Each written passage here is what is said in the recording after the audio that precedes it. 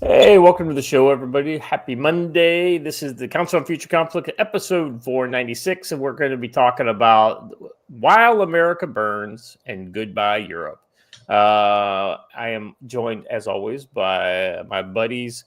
I don't hold it against them that they're Marines. I mean, it's just a thing. The vice president's a Marine, so I mean, it's good enough for him. It's good enough for Joe, and it's good enough for Watcher. Joe, how you doing, brother?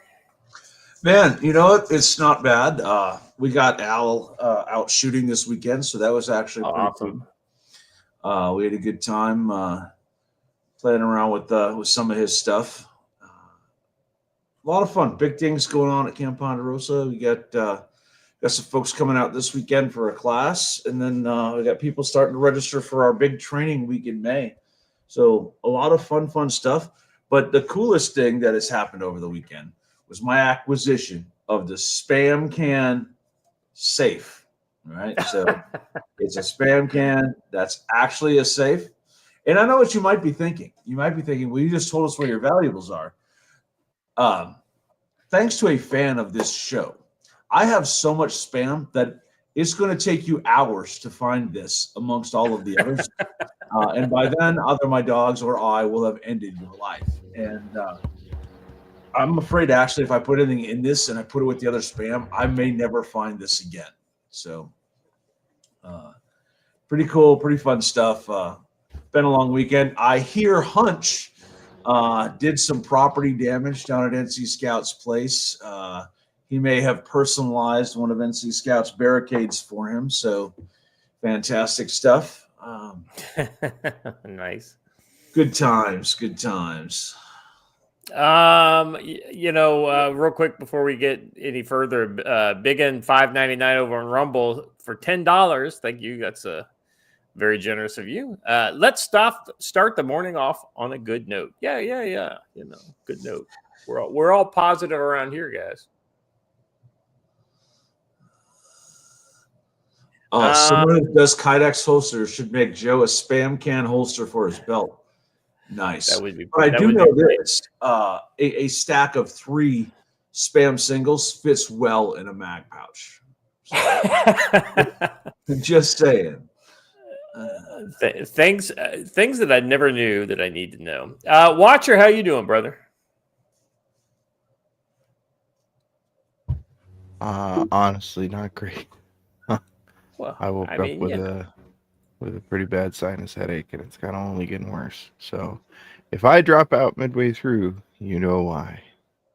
But apparently, as I'm scrolling my feed, I'm not the only one. So, all of you other people out there who also feel like you just kind of want to stick something up the old sinus canal, scramble it around, and let everything come on out. Sympathy for you.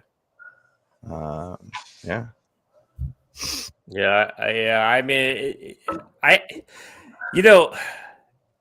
well, the one thing that I think that I always admired from the lower enlisted guys is like when they didn't feel good, they were encouraged not to come to work. It's like, listen, go to sick call, get that shit taken care of, because the NCOs were always afraid that, they wanted to spread. They don't want it to spread.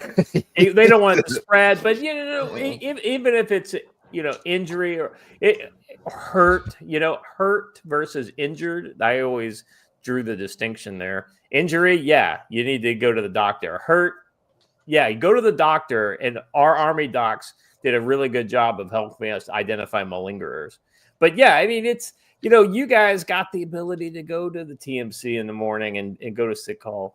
The problem with once they put that O in front of you, it means only gonna stop working when you're dead. I mean, you never saw an officer go to sick call. Oh man. Oh wait a second. I take it back. In the last 10 years, there's been a rash of junior officers going to sick call a lot more often. Well, clearly they didn't get the memo. I will also say that in this regard, that may have been a cultural thing from the bases or whatever you were around, because I'm telling you right now, I saw a lot of officers when I was in that would go make checks at sick call to check on the lower enlisted. definitely not also getting in line myself and putting my name on that list. In the Marines? Yes. Wow, I'm surprised by that. I mean, like it's always been kind of a thing. Like until COVID, you never saw officers kind of like not coming into work. So, all right, enough of that. Enough wool gathering about the Army days. Gentlemen, how was the weekend? Did it?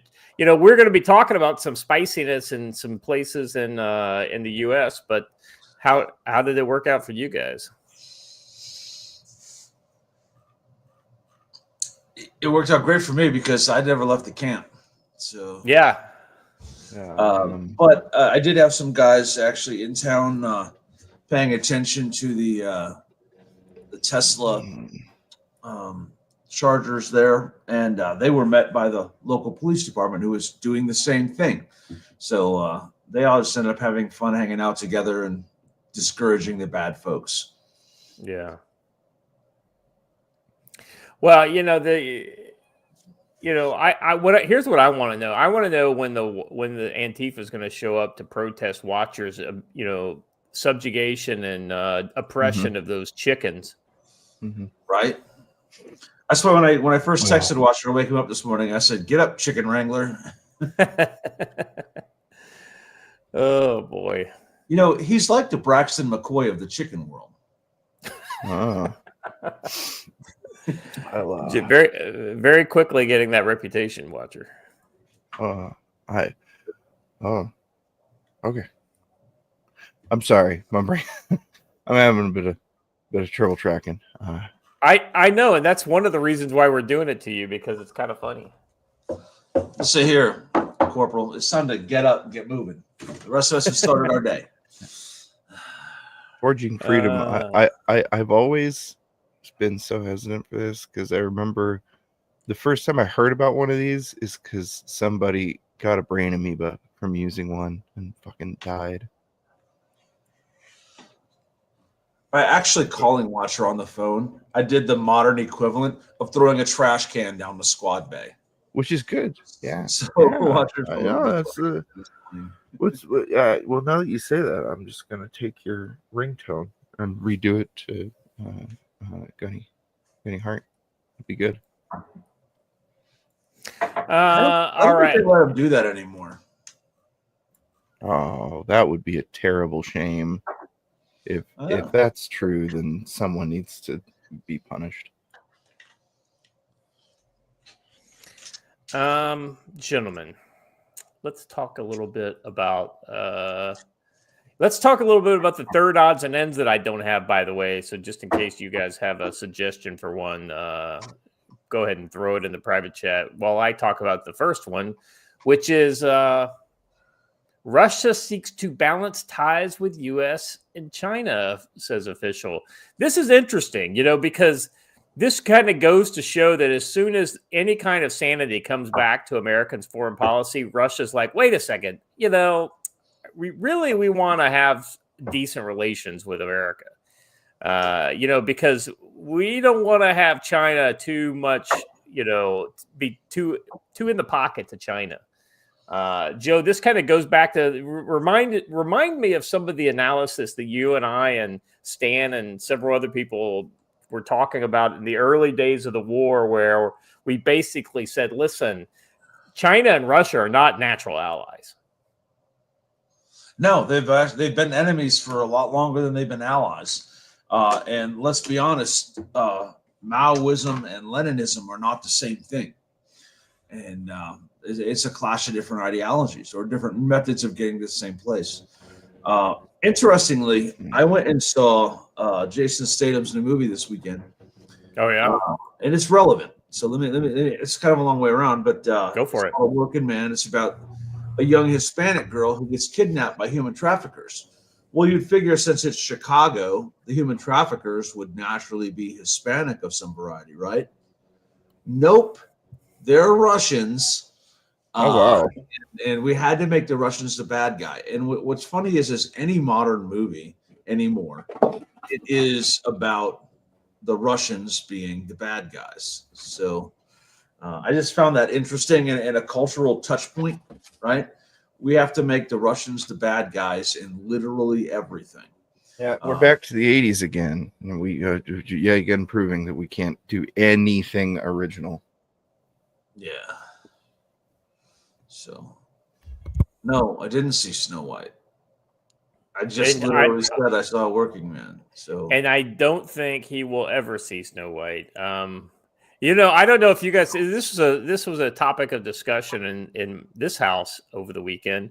Was that evidently Snow White is on its way to having the worst IMDb rating for a movie ever. Mexicans are the bad guys. That especially that Mexican Iron guy. You know, you came out of bad guy status when you announced that you're coming to Montana in the near future. You're now a good guy because only good guys get to come to Montana. How much of a super chat to get Joe to review Snow White? You know, first of all, that's never going to happen with a super chat because that money goes to Scott and I never see it, so it's not going to work. I tell you what, if you super chat Joe to do something, now I don't get the whole thing, you know, like if you super chat $100, I only get like $80. But I will send Joe 50% of any dollar amount you send me. So that means I get less than Joe if Joe says how much you'll do. So Joe will get most of the money. Yeah, but no, I won't sit through that movie. I don't blame you, brother. See, it would be harder for me because it's just not playing anywhere here in Korea. So I would have to go sail the high seas. How much to get you to stream it for members only? Do you guys really want to hate watch something like that? I don't. So there's a difference between hate watching something and intentionally harming your soul. So I was just gonna say, bro, I've already got a splitting headache. I know, right? Joel's soul isn't worth a dollar amount. I mean, this is true, but it's also funny that you would say that. Maybe it's just me being ornery and cantankerous because my head hurts, but I see a lot of people appearing to jump out of the woodworks to be like, "Oh, I feel bad for Rachel Dolezal or for whatever the fuck her name is, Zeliger or whatever." No, she literally brought all of this on herself. No, fuck her. Yeah, the sad thing is that she never had to come out and give any opinions. And this is why what she should have said was nothing. Well, right. Well, the idea is that like these politicians, I mean, not politicians, these Hollywood stars think that, hey, because I have great power, I should do the great responsibility thing, right? No, what you should do is be quiet and support the movie that you have been invited to be part of. They're paying you good money to support the project, not to single-handedly destroy it. I mean, I don't know what to say, guys. There's a lot of people. There's a lot of people out there that I don't agree with, but ultimately, if they just shut up and give me a movie that attempts to entertain us, it'll go a lot further to actually supporting it. That being said, this movie was a train wreck to begin with without her. So she doesn't know how to shut up. Well, I hate to say it, but that's most young women nowadays. I mean, I think the evidence bears what I'm saying to be true too. All right. Shall we move on?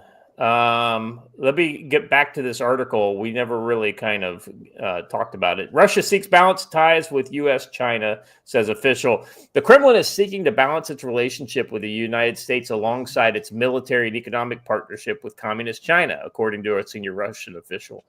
As the relationship between Russia and China and the United States, we should not develop a relationship with one country or the other at the expense of another, and vice versa. I think this is actually pretty good advice.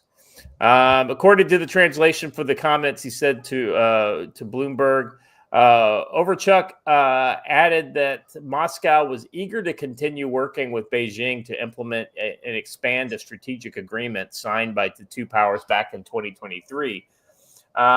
This agreement laid out a comprehensive strategic partnership between China and Russia, and bringing the two nations into a de facto alliance. As part of that agreement, Moscow and Beijing have deepened their economic and diplomatic and military ties, including by increasing their joint military exercises. Now, Joe, you know as well as I do that two countries that would literally stab their allies in the back if they ever found cause to, it's definitely Russia and China. I mean, let's be honest. Both of those countries have done it before in the past and would be happy to do it again in the future. So that alliance is worth the paper it's written on. So, yes, but in order for either of them to actually beat or significantly hold back the United States, they kind of need to work together, right? Well, I think that's where this whole like triangulation theory comes in, you know, where they kind of like, where Russia's like, well, I want to still be good friends with America, but I can't like give up, you know, I can't have one and not the other. I have to have both.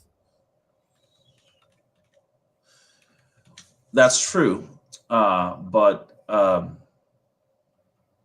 there's a bigger scheme at play, right? They both realize that in the short term, an alliance is better than rivalry. That doesn't mean they're not rivals. One of the most misunderstood and poorly attributed maxims or whatever that we have in life is that the enemy of my enemy is my friend. That's not true. The enemy of my enemy may very well still be my enemy. And Russia and China both know that. And they can be acquaintances, but not friends. And I think that's where they are. Yeah, I think that's a good point. Why? Well, I would normally ask Watcher for his opinion, but you know he's not feeling well today. Okay. I mean, unless you want to talk. No, I got nothing specific here. We've been trying to pin these two against each other for a very long time. While it is true that they are natural enemies, I've said it before, unless we can somehow extract ourselves out of their sphere, they're not likely to start fighting anytime soon. It's kind of like that whole, like I said, I've said it before. So, you know, I mean, one of the things that I've heard Joe say before, and I think this is probably smart, is that definitely the current administration is the only administration in recent history that has any chance potentially of making any hay out of this. So, True. You know, I mean, it's, as you see, they're already trying to discredit the peace process and the chief negotiator for that peace. So, well, I mean, yeah, you saw over the weekend, Vladimir Zelensky is basically saying, you know, I want to renegotiate the contract. Well, Trump kind of very quickly put the kibosh on that. I'll also point out that the absolutely amateurish, churlish, and silly assassination attempt on Putin over the weekend was also a Ukrainian plot to blow up the peace process. They knew they weren't actually going to get Putin, but it does push Russia off the table and pushes them back from actually making progress. Well, and then and progress they made over the weekend, and we'll discuss that here in a moment. Oh, you know what? That should be our third odds and ends. I don't have that one in there. Okay. Well, let's talk about South Africa real quick, because Joe, I mean, this headline should not surprise you coming out of South Africa. South Africa's highest court denies bid to have "Kill the Boer" declared hate speech. What? No. Things that should never surprise If you don't on a follow Monday. Conscious Caracol or Ernst Roetz or any of those guys, you're really Canine Reaper, yeah. Well, I was kind of going beyond the tactical end of it. I was going to the Yeah, more the the actual guys who run AFRA for them. You are missing a lot of things. A great account is actually run by Ernst Roetz is Boer. That's a really good account. And it talks about the farm attacks. And they keep saying, kill the Boer is just a song, yet every single day, Boers are being killed. So. There's an interesting story that just dropped a couple minutes ago. I'm going to have to... All right. I totally agree, Joe. I mean, you gotta kind of get past the surface level. Those guys have been awesome on X. Let me paste this in here, and then we'll get into the story a little more. Why do we want the ANC to go to Mars? That's a terrible idea. Yeah, talk about people you don't want on Mars. Hold on, gentlemen. Nobody said we were giving them spacesuits. Well, we are going to need compost once we get there, to build dirt. Yes, PD, the white monster has been engaged. On the note of sending them to Mars, did anyone see the picture they showed of someone from whatever that movie was that was in space? And the guy had a NASA AR that was all white and all that stuff. Oh yeah. What is that? I pointed out. So Doc Teddy Bear said, "Well, there's no bayonet lug, so it loses no bayonet because it loses points." And I pointed out that the rifle had a bayonet lug, and a rifle slash to a spacesuit is almost instantly fatal. The bayonet is the perfect space weapon. So, yeah, I don't disagree with you there. I mean, There's sometimes something to be said with having a non-recoiling weapon sometimes. All right. South Africa's highest court denied on March 27th a bid to have the song Kill the Boer deemed hateful speech. The application should be dismissed as it bears no reasonable prospect of success, stated the order from the Constitutional Court. The case was brought by AfriForum, a South African non-governmental organization representing white South Africans who constitute 7% of the population and own 70% of the farmland. South Africa consists of 62 million people. After this shocking court ruling, we see that this is no longer the case. We are seeing an increased radical implementation of the Constitution. We see an increase in ideologically driven judges. Welcome to the party, pal. Said AfriForum CEO Kali Kriel in a statement. However, we are not going to become discouraged. Kill the Boer is an apartheid era song. Boers are white settlers of the primary Dutch descent who often pursued an agrarian living in what is now South Africa. The term Boer has been used to refer to white farmers in the country, and the lyrics "Kill the Boer" it mostly consists of the word "shoot."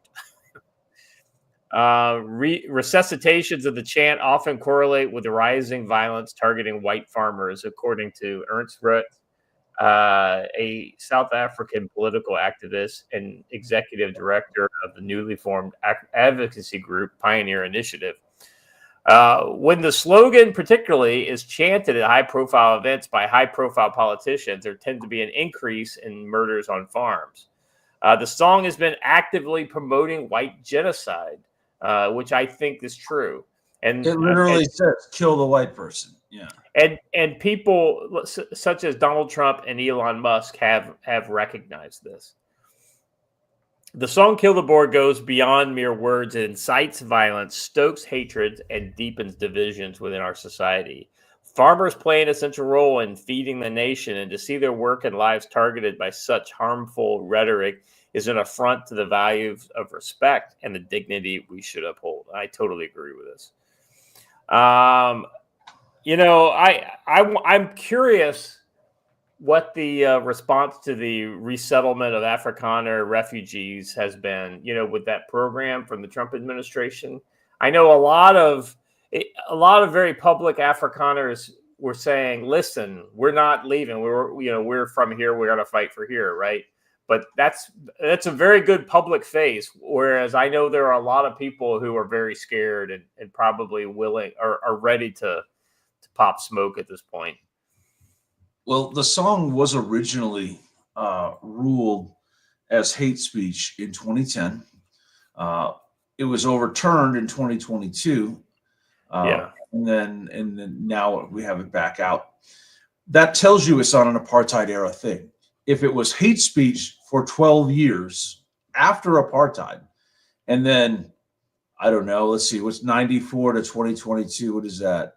28 years later. No, I'm sorry, 26 years later, we start singing it again. It's no longer apartheid era. It's current era. And it has meaning, and there have been attacks occurred after it. And Malema himself said, when he was first challenged on this song 2 years ago, he said, I'm not saying kill the white farmers yet. And then now here we are at the stage where he is now saying it. And he's also saying expropriation without compensation, meaning they can take your property. It's a dangerous place there.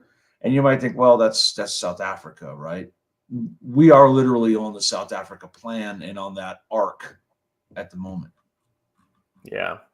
And just remember, it goes a lot faster, a lot harder, a lot faster for the American context because of unarmed citizenry, and the ability for the good and the bad, right? When we're all armed, then the bad guys are mostly armed too. So things can escalate quickly if they get the correct motivation and leadership and organization. Which is kind of what we've all been talking about, right, Joe? I mean, it's kind of like, listen, don't, when these riots start or, when you have urban conflict in the U.S., it can go high and right very quickly. It could.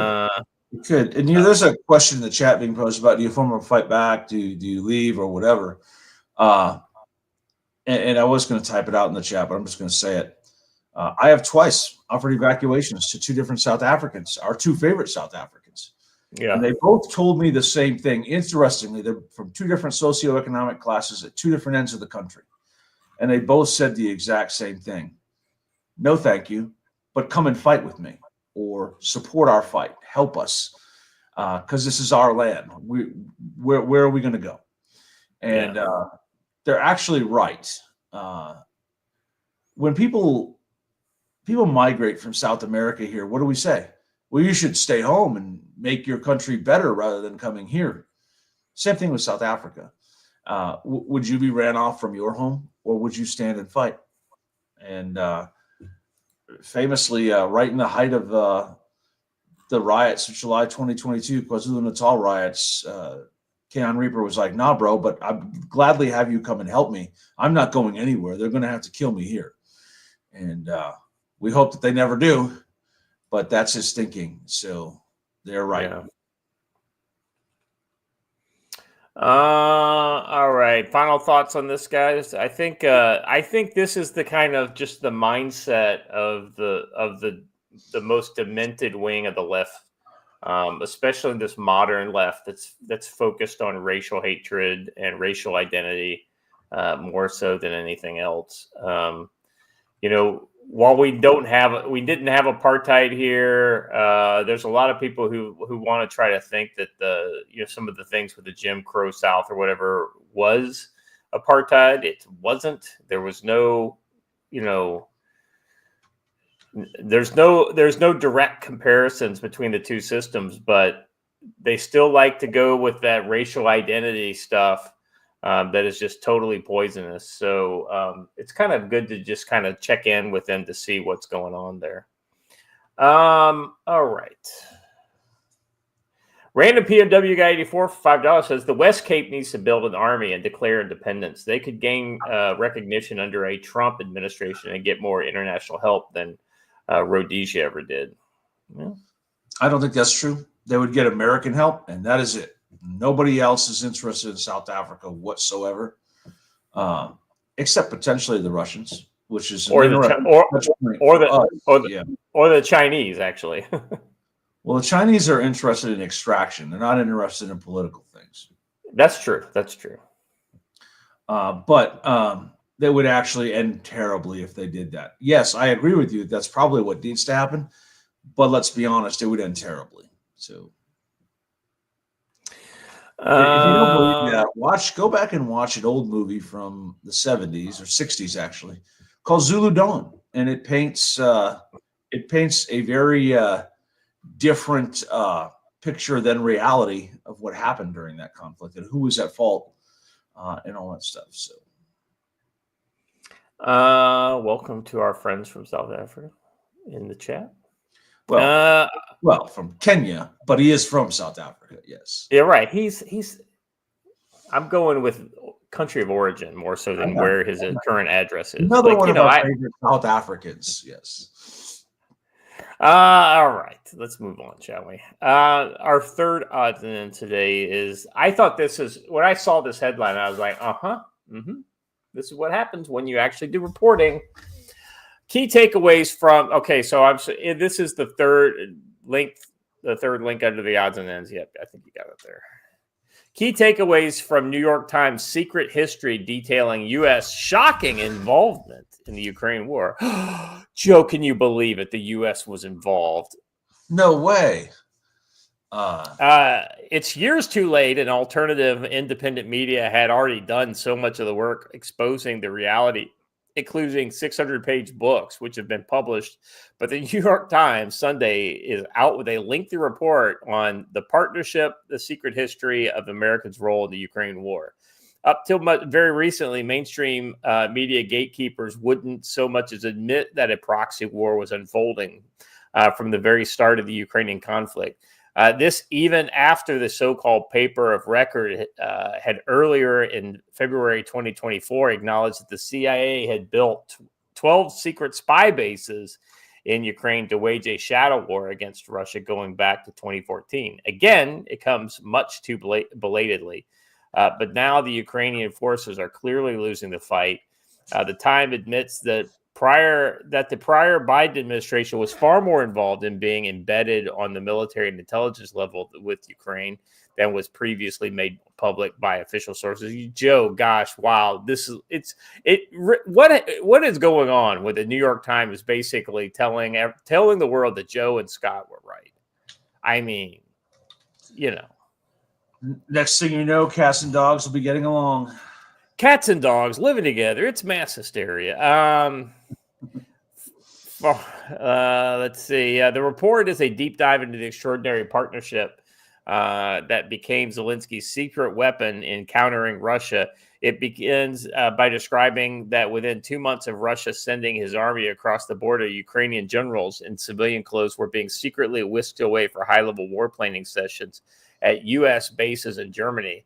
The passengers were top Ukrainian generals, men taken by convoy in unmarked cars from Ukrainian capital to Western Europe. Their destination was Clay Kaserne, a headquarters in U.S. Army Europe and Africa in Wiesbaden. That's the USARAF headquarters in Wiesbaden. I've been there. It has a delightful shop at 24 hours with a Hunt's Brothers pizza. That was the first place I ever had Hunt's Brothers pizza, by the way. The report makes clear that the U.S. commanders were much more interwoven into Ukrainian operations than known, to the point of shocking some NATO allies. In essence, many counter-Russia operations happening on Ukraine's battlefield were simply run from the base in Germany. But a New York Times investigation reports that America was woven into far more intimately and broadly than previously understood.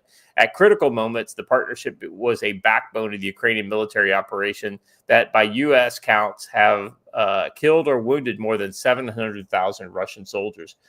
Ukraine puts it at its casualty toll at 435,000. Side by side in Wiesbaden's mission center, the American and Ukrainian officers planned Kiev's counteroffensive, a vast American intelligence collection effort, both guided big picture battle strategy and funneled precise targeting information down to Ukrainian soldiers in the field. Notably, Joe, this is, I mean, come on. This is literally the shit we were talking about in 22, 23, and lesser so. What forget is that in 23, we showed video of Ukrainian soldiers at Walter Reed. Okay. Yeah. So if they're wounded or ending up in our hospitals, that means they're somehow in our casualty pipeline. And that doesn't just happen. Robert Chalk in the chat points out, so you're saying the Ukrainian nationalists were taken to the wolf's lair? Ooh. Quite possibly. Let's see. Notably, this is essentially U.S. officials and the New York Times also admitting that the Kremlin has been right all along when it insisted there was never really simply a Moscow versus Kiev, but a NATO countries have militarized Ukraine and weaponized it against Russia. President Putin and Kremlin officials have been fiercely complaining about the U.S. intervention all along, but this was dismissed in the West as merely propaganda. Joe, I'm going to ask you to remember, and I think this would have been late winter of 23. So like maybe February time frame, maybe March. Do you remember a conversation we had that was linked to the spring offensive? The spring offensive that didn't happen until the fall? Yes. That's right. Yes. Anyway, I'm just going to drop that right there. A vast American intelligence collection effort both guided big picture battle strategy and funneled precise targeting information down to Ukrainian soldiers in the field. Yep. Let's see. Americans overseeing the kill chain. One European intelligence chief recalled being taken aback to learn how deeply enmeshed his NATO counterparts had become in the Ukrainian operation. They are now part of the kill chain. The partnership guiding idea was that this close cooperation might allow Ukrainians to accomplish the unlikeliest of feats to deliver the invading Russians a crushing blow. I hate to say this, Joe. No matter how competent or clever the American part of the kill chain was, you're always relying on the Ukrainians. And the Ukrainians were never trained well enough. They were never ultimate. I mean, I don't want to take anything away from them. They're fighting really hard. Their men on the ground are fighting really hard, but the leadership is absolutely corrupted. And I don't know that the leadership is probably the least competent part of the entire Ukrainian military. I just don't think, like, just look at everything that they did. I don't feel like, well, that goes all the way down to the small unit tactics level. It takes a certain amount of leadership to teach your men that, yeah, you've got a really cool high-powered explosive with you, and there are people invading your country, but it's a waste to use that on a squad of soldiers rather than waiting for a tank or an armored command vehicle to come by and then use your NLAWs. We saw things like NLAWs being used on personnel in the open, and other anti-tank rockets being used more like a SMAW than an actual or like you would use an RPG. Yeah. I mean, and that's just not the right use for anyway. Like I said, those guys fought their hearts out, on the Ukrainian side, but I think the leadership was the real problem. Leadership and strong control all the way down to the squad level. Yeah. Yeah, but the lower the leadership goes, like down to that kind of team, squad, even platoon leader level, it's kind of like, I don't think they ever had a chance because they never, you had guys who were squad leaders who were welders 3 months ago, They were also busy trying to get Hugo Boss to design them some new uniforms. Hey, no. That's my understanding is Azov had their Hugo Boss uniforms. They just haven't brought them out yet. Let's see. Biggest battlefield feats were actually the CIA and the Pentagon. An early proof of concept was a campaign against one of Russia's most feared battle groups, the 58th Combined Arms Army. In mid-2022, using American intelligence and targeting information, the Ukrainians unleashed a rocket barrage of the headquarters of the 58th in Kherson, killing generals and the staff officers inside. Again and again, the group set up another location. Each time the Americans found it and the Ukrainians destroyed it. Further south, partners set up sites on the Crimea port of Sevastopol, where Russian Black Sea fleet loaded missiles destined for Ukrainian targets onto warships at the height of Ukraine's 2022 counteroffensive. A pre-dawn swarm of maritime drones with support from Central Intelligence Agency attacked the port, damaging several ships, prompting the Russians to begin to pulling them back. Overreach. The Ukrainians sometimes saw Americans as overbearing and controlling, the prototypical patronizing Americans. The Americans sometimes couldn't understand why the Ukrainians didn't just simply accept good advice. Where Americans focused on, tell me you don't know any patronizing American military people, Joe. I mean, let's be honest. We have the strongest military in the world. That being said, when you are a product of the strongest military in the world, it tends to produce the type of people who want to remind other people that, hey, I come from the strongest military in the world. What are you going to tell me? There is a little arrogance that comes with that, I think. When the Americans focused on measured, achievable objectives, they saw Ukrainians as constantly grasping for the big win, the bright, shining prize. Joe, that's where I think that you see these Ukrainian generals probably couldn't get out of their own way. Where the ego or just not understanding the big picture, kept them from taking maybe good advice sometimes. So yeah, the Americans are overbearing, but that doesn't mean the advice wasn't good. Here we go. Listen to this, Joe. Yet, arguably the most pivotal moment of the war in the mid-2023, as Ukrainians mounted a counteroffensive to build victorious momentum after the first year's successes, the strategy devised in Wiesbaden fell victim to the fractious internal politics of Ukraine. The president, Vladimir Zelensky, versus the military chief and potential electoral rival, and the military chief versus the headstrong subordinate commander. When Zelensky sided with the subordinate, the Ukrainians poured vast complements of men and resources into a finally futile campaign to recapture the devastated city of Bakhmut. Within months, the entire counteroffensive ended in stillborn failure.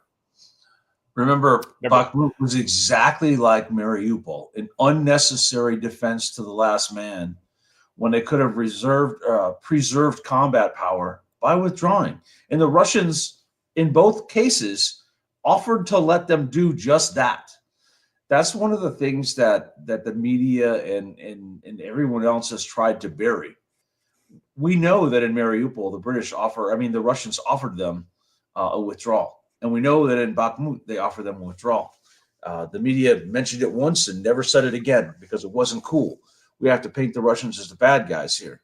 And I'm not saying they're not, but I'm also saying they did offer humanitarian corridors for troops to leave. And the Ukrainian command said, no, we're going to defend them to the last man. Waste of lives, waste of combat power, waste of ammunition. And in the middle of all that, we lost a Canadian 3-star general who wasn't supposed to be there. Let's see. Biden. Oh, listen to this, Joe. Biden banned clandestine operations in public while crossing the red lines in secret. Time and again, the Biden administration authorized clandestine operations it had previously prohibited. American military advisors were dispatched to Kiev and later allowed to travel closer to the fighting. Wow. Maybe if there was a YouTube channel that were telling the folks about this, Joe, right. Maybe people would have known about this. And CIA officers in Wiesbaden helped plan and support a campaign of Ukrainian strikes in Russian annexed Crimea. Finally, the military and then the CIA received the green light to enable pinpoint strikes deep inside Russia itself. In some ways, Ukraine was on a wider canvas, a rematch of the long history of U.S.-Russia proxy wars, Vietnam in the 1960s, Afghanistan in the 1980s, Syria 3 decades later. Let's see. We pointed out when it happened, too, that there is literally no way possible that the Mokba was sunk without U.S. assistance, right? Without U.S. targeting information. There's literally no way they could have sank that ship. Yeah, 100%. Defense Secretary Lloyd Austin, as General and General Milley had put the 18th Airborne Corps in charge of delivering weapons and advising Ukrainians on how to use them. I wish Don was here to talk about. We're going to talk about one of his favorite things, the M777. The Tony Bass Auditorium became a full-fledged headquarters. A Polish general became General Donohue's deputy. A British general would manage the logistic hub on the former basketball court, and a Canadian would oversee training. This auditorium basement became what is known as the Fusion Center, producing intelligence about Russian battlefield positions, movements, and intentions. There, according to intelligence officials from the CIA, the National Security Agency, and the DIA, the National Geospatial Intelligence Agency, were joined by a coalition of intelligence officers. The 18th Airborne Corps is known as the Dragon Corps. The new operation would be Task Force Dragon. All that was needed to bring the pieces together was the reluctant Ukrainian top command. Man, this keeps going on and on. Let's see. Every morning, officers were called, and the Ukrainians and Americans gathered to survey Russian weapon systems and ground forces to determine the ripest high-value targets. The priority lists were then handed over to intelligence fusion centers, where officers analyzed the streaming data. Joe, it's one thing for us to have said, I know they're doing this. I mean, this is happening. This is definitely happening, but with not having any evidence. Now that it's all coming out, I mean, there could be some really potentially huge, implications for the United States if Russia were to kind of, the good news is everybody hates Russia. So we're protected by that kind of air of contempt that the rest of the world has towards Russia right now. If that were to go away, people could point some pretty fat fingers at the U.S. Over this whole thing. They can. And as I already pointed out, I mean, Russia's pointed at all of NATO. Because of the fact that they keep finding Frenchmen, Brits, and Canadians literally all over the battlefield. They've captured untold numbers of Brits, a couple of Americans, and a Canadian general. Those things don't just happen without the consent of your governments. I know everyone thinks, well, anyone can just travel anywhere. It's not actually true. If I said, hey, I'm going to travel to South Africa and be a freedom fighter, I'd get pulled off of the plane halfway there and advised why that's not something I'm going to do and put on a plane back home. You can say we have freedom all you want. That's literally what would really happen to you, unless they wanted you to go. And they would then just let you go. The biggest example is that I use is Malcolm Nance. Malcolm Nance was already an incredibly high-profile news figure when he went and served there, technically in violation of his non-disclosure agreements he would have had leaving the United States Navy. They want you to pretend that that's not true, but it is true. He was a cryptological technician. He should not have ever been allowed to serve in any other nation's military. But he was. And that begs the question of, was he really serving in another country's military, or was he serving in ours under the cover of someone serving in another one? That sounds confusing and like a bunch of intrigue and skullduggery, but that's exactly what it was. But now listen to this. We often talk about how the left and in politics people try to change the language in order. Just so you could say it means something different, right? Listen to this right here.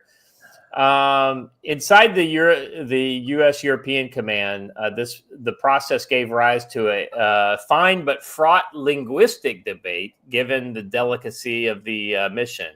Was it unduly provocative to call targets targets? Some officers thought targets was appropriate. Others called them intel tippers because Russians were often moving and information would need to be verified on the ground. The debate was settled by Major General Timothy D. Brown, European Command's intel chief. The locations of the Russian forces would be points of interest, and the intelligence on airborne threats would be tracks of interest. If you ever got asked the question, did you pass along a target to the Ukrainians, you could legitimately not be lying when you said, no, I did not. So call it something different, and it stops being a target, Joe. We didn't help them with targeting. Yeah, we just mentioned a potential track of interest and how they could intercept it if they wanted to. It was up to them what to do.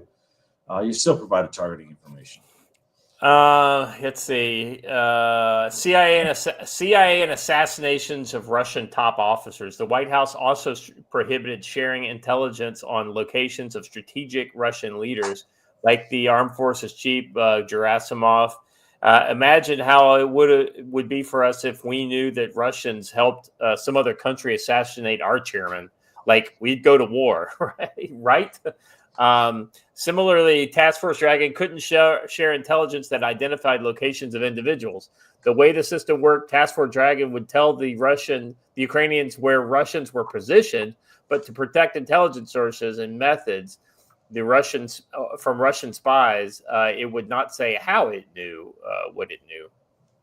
And then it goes on to also talk about the HIMARS strikes and how we were behind basically honing that into a honed killing machine.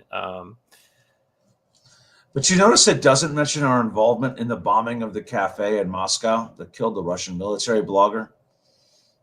Oh, that, yeah. Interesting. I don't know if that one was us. I'll be honest with you. I think that sounds way more like I still am not convinced that's not an internal thing, because that guy was kind of calling too many balls and strikes inside Russia. I don't know about that. It had Ukrainian fingerprints all over it, including the people captured for it. But they got told where to be by someone, and that person probably speaks English with a British accent. But and that to us is the same as us doing it, right? Let's see. Tensions as I just wanted to see if there's anything else good in here. I didn't get a chance to read this before the show. I apologize. So I'm scanning it as we're talking about it. Biden administration kept giving in to Zelensky. This is interesting. Until now, Ukrainians, with help from the CIA and the U.S. and British navies, had used maritime drones together with long-range British Storm Shadow and French Scalp missiles to strike Black Sea Fleet. Wiesbaden contributing was intelligence. But to prosecute the wider Crimea campaign, the Ukrainians had need for far more missiles. They would need hundreds of ATACMS. At the Pentagon, the old cautions hadn't melted away, but General Aguto briefed Mr. Austin that lunar hail could achieve, and an aide recalled and said, okay, there's really compelling strategic objective here. Isn't this just about striking things? Mr. Zelensky would get his long pined for ATACMS. Even so, one U.S. official said, we knew that in its heart of hearts, we still wanted to do something else, something more. Is that why, do you think, we had that blow up with Zelensky in the Oval Office? Because basically Trump is putting the roadblock in front of Zelensky, who never had anybody tell him no until now?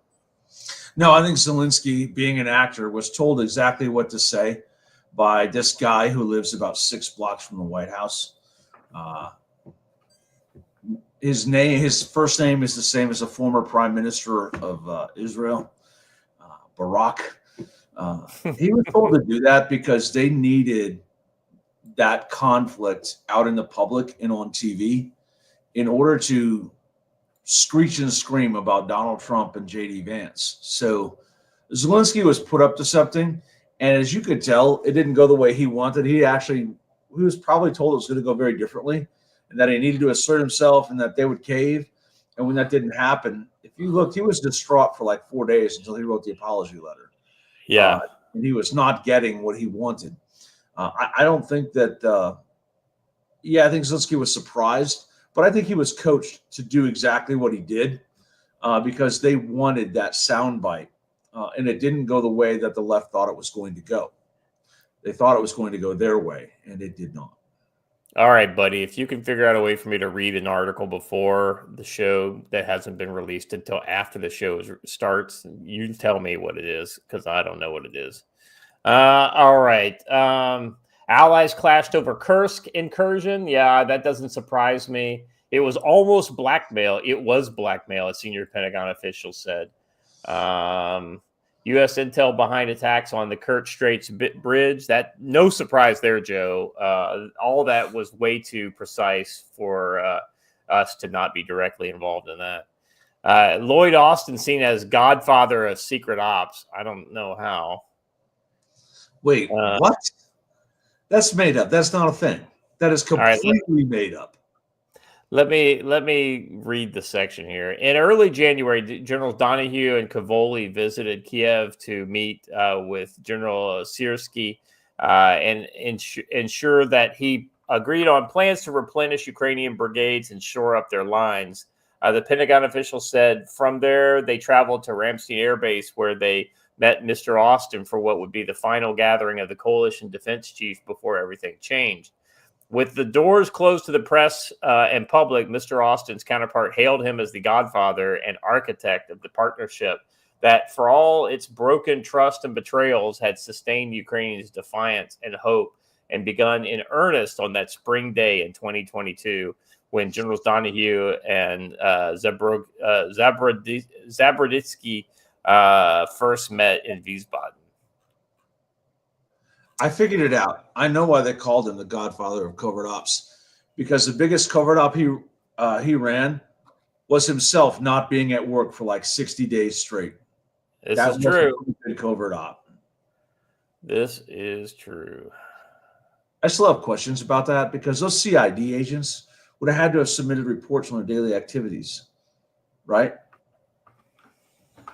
When the daily activities sat around at Walter Reed for like 4 weeks straight, maybe their supervisor should have been like, what are you guys doing? So, yeah, I mean, that's just it, right, Joe? I mean, you know, clearly nobody was nobody, either everybody is incompetent or everybody's lying. It can't be both, but I don't know. Maybe it is both. As cool and high speed as protective security detail operations sound like, there was a ridiculous amount of paperwork involved. So somebody had to have known where he was at the time. It's just that simple. All right, so that went a lot longer than I expected, but there's a lot of good information in this story. So maybe that New York Times story might be worth a look-see. Joe, let's talk about tactical-wisdom.com, shall we? So for everyone who is a follower on Locals, yeah, I thought I uploaded that video, and apparently my conversion system converted black air for 5 seconds. The other computer in the background that's open there, over there, man, it's hard to do this backwards, right there, is still processing that video, so it will get uploaded.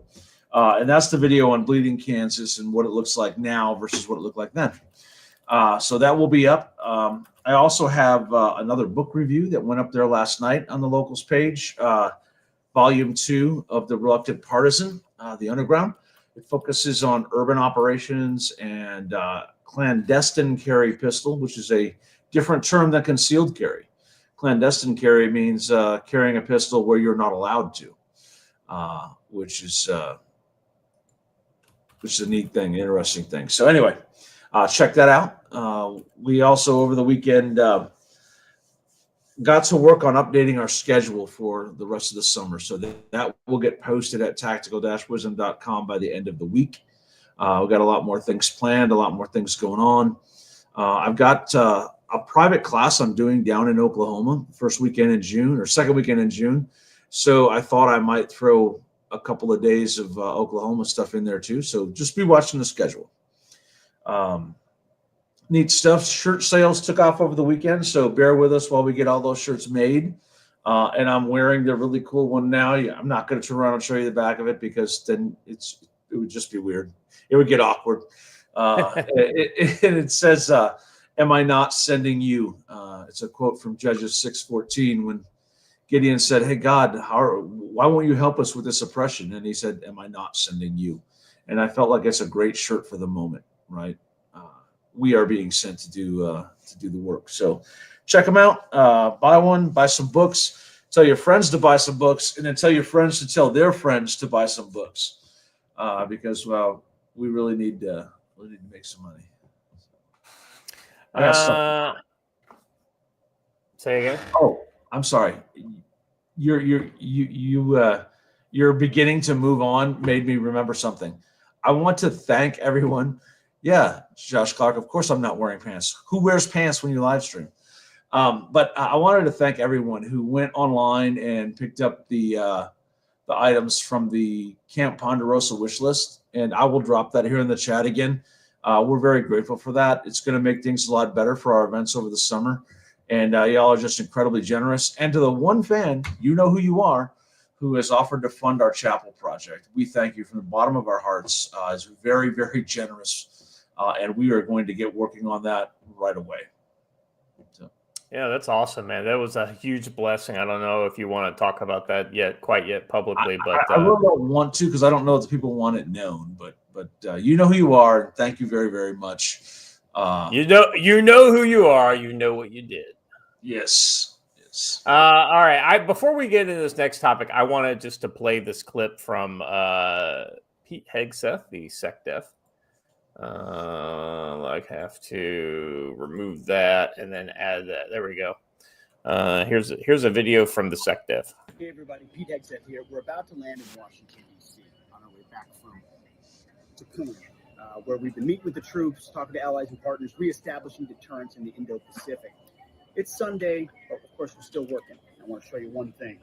It's a new memorandum that's coming out today on combat arms standards. You see, for far too long, we allowed standards to slip and different standards for men and women in combat arms MOSs and jobs.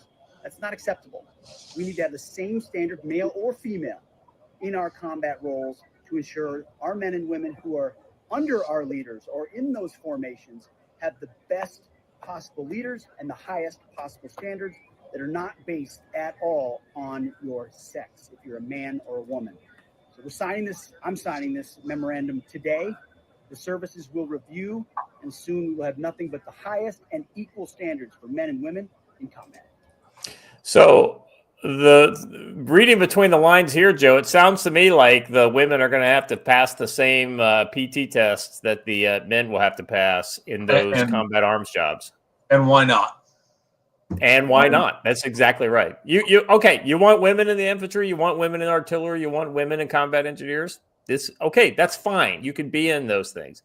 You just have to be able to meet the same standards that everybody else who does those jobs has to do. Two big areas where you and I both know that it's happened a lot and to the detriment is Ranger School and Airborne School, right? Yeah, 100%. Lowering of standards just to get them passed to say, oh, we've had X number of women pass. That does no one any good. And it actually does a disservice to those women because then when they get into the field and actually get into combat operations, it becomes terrible for them. Which reminds me of another cultural touch point. At the theaters, there was a preview for the new John Wick movie. And I don't know if you guys have seen this, but it's a spinoff of John Wick called Ballerina. And it features a woman. And I'm all about girl boss movies. That's great. Except when you put a woman in a John Wick scenario where she's getting punched in the face by men and then she gets right back up and kicks them in the head. That's not reality. And that creates unrealistic expectations. And it leads to women getting their faces broken in by men because they think they can do these things. You can't. And that's not a bad thing. Men and women are not the same thing. Well, the sad thing is, Joe, is there are those outliers, right? Those outlier women who are way tougher than the average woman. That being said, they will never be anywhere as tough as really tough men. And that being said, the girl who plays ballerina weighs about 105. Right, exactly. That's not the kind of girl that would be it. I mean, let's be Right. honest. The girls who are super, I mean, look at the UFC. There are some really, really tough women in the UFC, but none of those really, really tough women have any interest of fighting any of the other men who are in their weight class or any I think a great example of that is Harlem Nights, right? When he goes to fight the old black woman and she kicks his butt. That's believable. But this little ballerina chick working her way through a room full of men in a fist fight, that's not going to happen in real life. And we do women a disservice by making them think that they can, just like we do men a disservice by making us think we can raise children on our own. We can't. We need a woman's touch to do that. It's just or two men. Everybody knows that two men can do anything. That Pete and Chase. Oh, and that's so sweet. Mama of the year goes to a 35-year-old tranny. Peter Shays helicopter tours for $2 says, let the left and the leftists judge dare say there is a difference between men and women and destroy Dems trans narrative. Yeah, I mean it's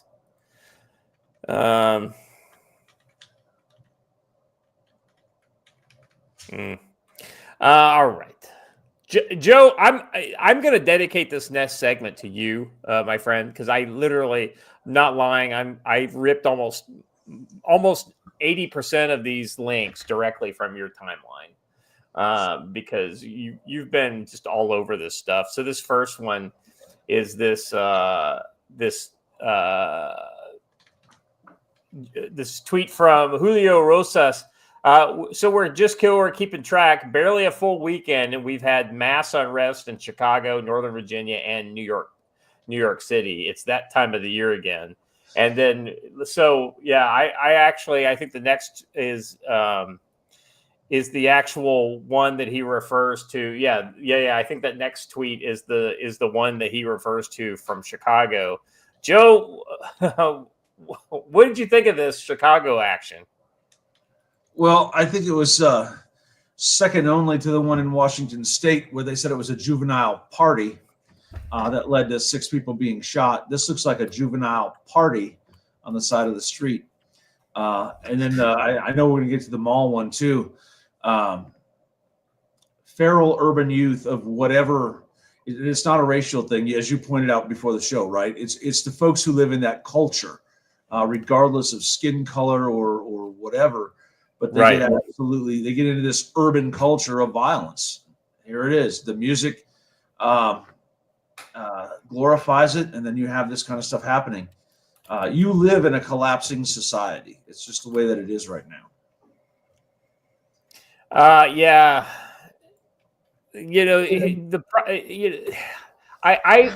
So many times, whether it's dim Jews or dim blacks or whatever, people get in these kind of. These are the wrong ways of thinking, right? You got to take like indelible features out of what is causing it to happen. To say that it's urban culture that's doing this, right? It's this woke culture. It's there's so many kind of different labels that you can put on it that are actually helpful. Attributing it to a racial group or attributing it to something like that. You wonder, well, if they're doing it, then why doesn't my neighbor who's black, why isn't he violent? Well, he's because he's just like you. He grew up in probably suburban America, and he's just as scared of all these kind of animals as anybody. And these animals can be of any racial background. There is no kind of especially when it comes to a mob. Joe, we saw a lot of people throwing Molotov cocktails that had the same skin color as you and I back during the Summer of Love. So irrespective of racial background, culture has way more to do with any of this stuff than any other thing. Yes. And ironically, you don't want to be of the wrong demographic when you encounter a crowd like this. Yeah. Whatever it is, because you just be targeted out of that. And it's not cool, not fun. I'm looking for those links for the.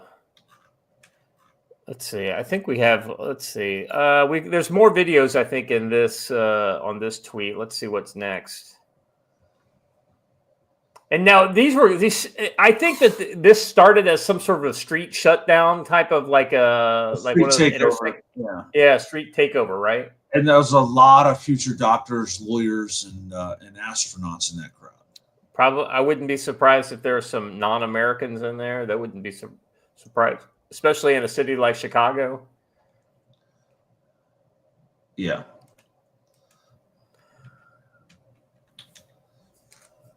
All right. Let's see. I think. There was a lot of stuff. There's also. Let's see. I think I've got this one out of order. There's a lot of you who keep asking where it is. If you guys would turn up the volume, you can hear us say Chicago when we started that, and then we've said it like 3 times in between. So that clip was from Chicago. Hey, watchers, start with this link on the next one. The Tesla, the Trump supporter at Tesla dealership was mowed down. If you could, that's further down there. There's a links got out of order. Yeah, because you're doing the leftist anti-Trump. That's kind of like the follow-up. No, that was the guy that you just posted on the screen. Was that guy? Yeah. I've got 2 tweets about it. One's got the video from the protest, and then and the kind of the setup, and then the other one talks about who the guy is. Yeah, there we go. All right. So it's not violence in America over the weekend was not restricted to urban, like dense urban areas. Trump supporter at a Tesla dealership mowed down by anti-Musk demonstrator. We just learned that a 70-year-old man was arrested after Meridian police say he hit another man with his car during today's demonstrations at the Tesla dealership in Meridian. Police say 70-year-old Christopher Talbot of Meridian made an obscene gesture towards a counter-protester and then hit him with his car. Police say the victim had been driving a truck with pro-Trump flags and had just parked and gotten out of his car when Talbot hit him. The victim we just. So, like I said, violence in America is irrespective of racial identity. If you look at this guy, someone pointed out to me that a lot of the protesters are 65 plus, and I said yes, that's because that's of a demographic that believed the nightly news. They watched Dan Rather, they watched Tom Brokaw, and that was gospel to them. There was no way that the media could ever lie, and you can't break that bubble for them. So they believe whatever they see. This guy thought he was fighting literal Nazis. Well, and it always comes back to this whole kind of like they're not going off of the old school kind of like the neo-Nazi. That's what they're talking about.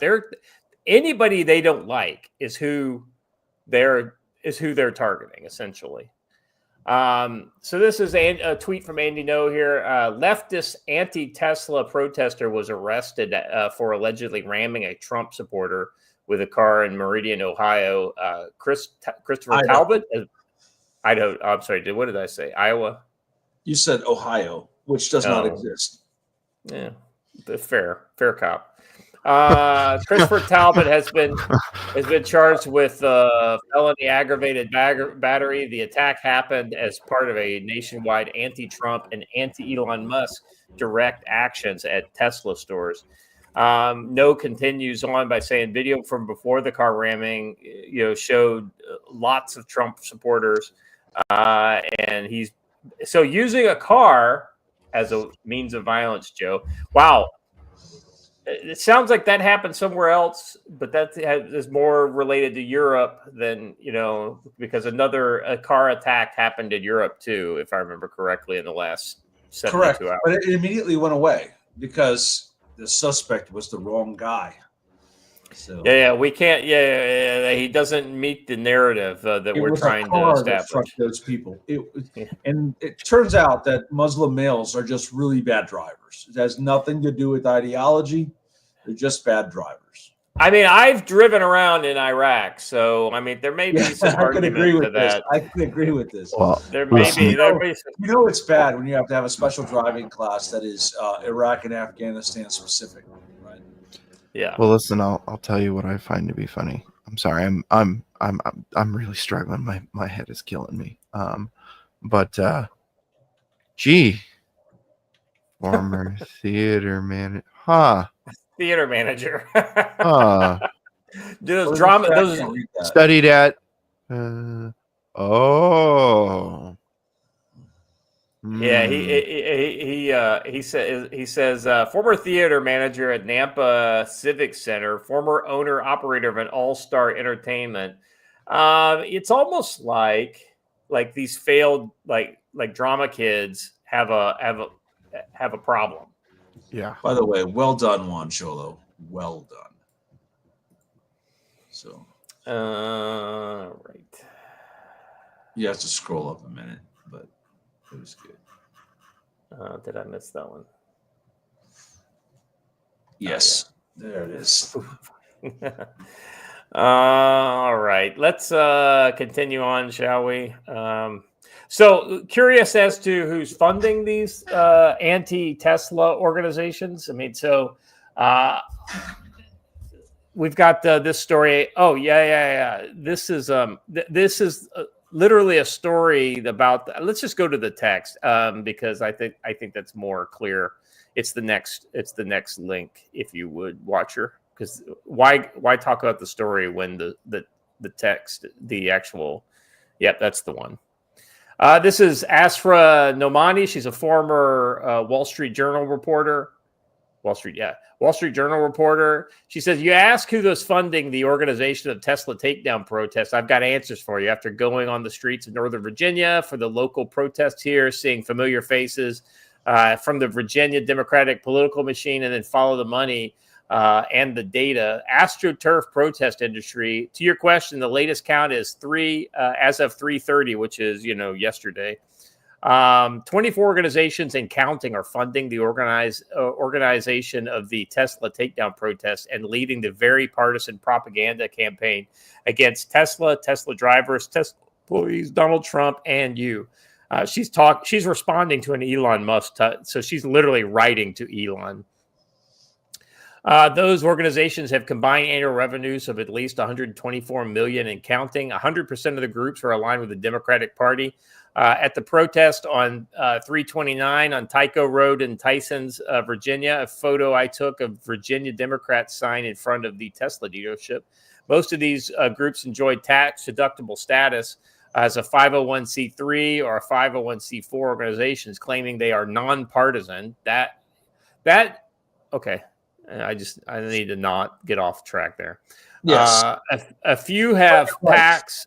The organizations have not returned requests for comment. And from the database, you can see the raw data of 306 Tesla takedown and then she kind of gives her background. And then, talks about how it's not grassroots. In the article for Fairfax Times, I wrote about how local protests in Tysons are a window in how protests are AstroTurf, not grassroots, what the case reveals, and the way that a multi-million-dollar professional protest industry manufacture outrage in top-down political theater. Joe, I know you agree with this, but I haven't articulated this before. I absolutely think that each of these should be financially and potentially criminally liable for every one of the attacks that occurs during this period of the Tesla takedown. If they put money towards it, whether they're directly involved in the political advocacy or they just donated money to this direct action campaign that produced let's be honest, mostly property damage, but that's money that's taken directly out of the economy. I think that they should be both criminally and civilly liable for these losses. Well, as a professional soldier, when you hear the term direct action, what do you think of? Oh, Joe, you and I have already talked about the fact that the only reason nobody got killed or hurt is because they haven't found anybody in order to kill and hurt them when they do their attacks. That's Correct. it. I mean, like that one guy had a gun. If a guy had come out and said, "Hey, what are you doing?" he would have turned the gun on him and he would have blasted him. Yes. And that's the problem. The average Tesla owner doesn't carry a gun. And so we're seeing the violence getting worse and worse and worse. So ironically, the most glorious part about this is the majority of the victims they're targeting are actually politically allied with them.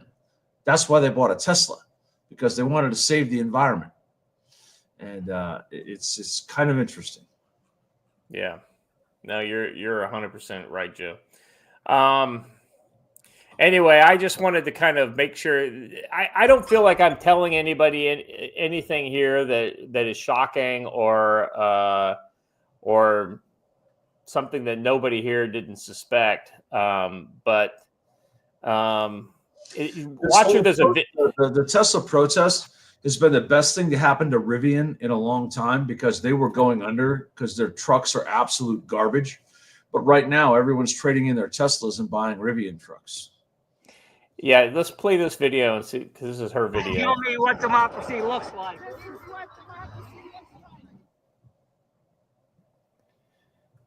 So this is that test for place in Virginia. Rocking Chair Third Act had $2 million in revenue. That's the people who organized this protest. Miriam Burke, leader of the Fairfax. Is there no sound to this? Yeah, let's see what these knuckleheads has. You know why she's walking away? Because she knows she got recognized. Tell Right? me what democracy looks like. I mean, we can listen to the Boomer Walker if you want. Tell me what democracy looks like. Well, she actually gets into talk a little bit. I want these idiots. All I'm hearing is Tell me what democracy this. looks like.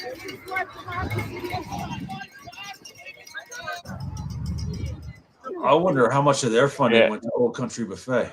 You're really. That's why this country the way it is idiot. Yeah, you're an idiot. You're pathetic. You're pathetic. Absolutely pathetic. Absolutely pathetic. Pathetic. I don't even know where the hell she's from. Where she was born. I don't know where you're born. Where were you born? Tell me. That'll answer my question. I asked the question. I'm curious. Where were you born? I was born in India. Yeah. See, and you know what? You got a lot to learn. You know how many calls I get every day, spam calls from India trying to rape old women and take their money, their life savings?